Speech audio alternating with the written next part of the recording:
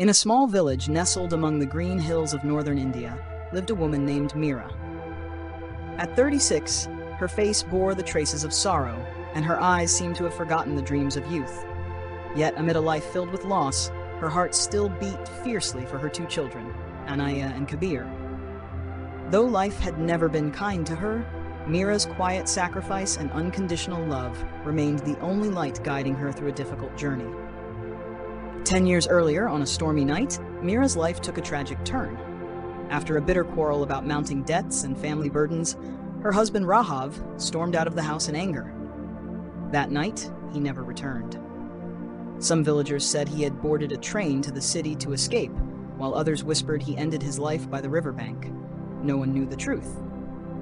All that remained was an aching emptiness, and Meera was left to gather the broken pieces and go on.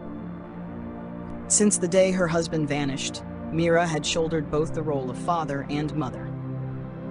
Each morning, before the birds began to sing, she would wrap a worn scarf over her head and quietly leave home to sweep floors and wash laundry in the houses of the wealthy.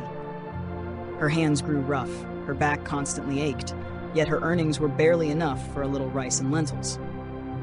Milk was a luxury, new clothes only a dream. Her children never once complained, but in their eyes, Meera could see the silent hunger and unspoken longing. When night fell and the village lights dimmed, Meera would sit quietly in the corner of her cold mud house. She stared at the cracks in the wall and whispered the same question: "Why me?"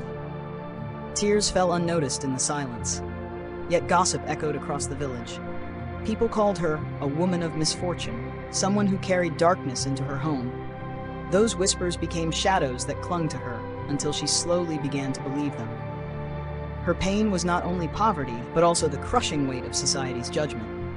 One afternoon, Anaya returned home in tears, sobbing that her classmates mocked her torn dress, calling her a beggar. Meera hugged her tightly and whispered, "To me, you are a queen. Clothes do not define your worth." But inside, her heart shattered.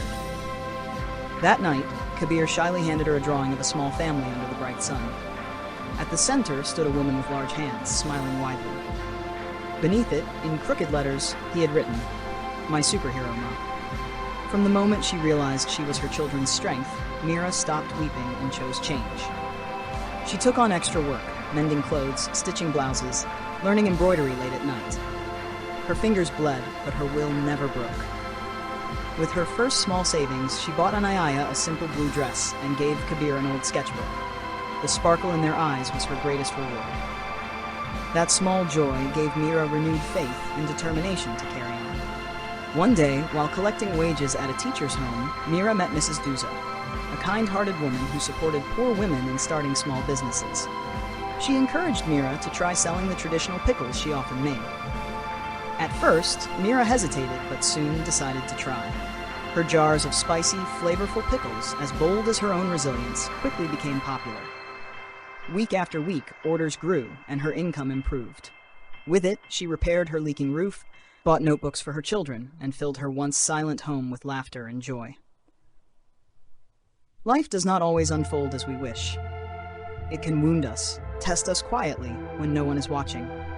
Yet it is in those hidden moments when we choose to endure, to keep loving, and to keep believing, that true strength is born.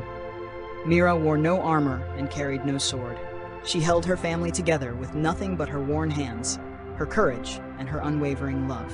Do not resent life because it is hard, for often it is the hardest lives that become the most inspiring stories, not because they were easy, but because someone refused to let the darkness define them.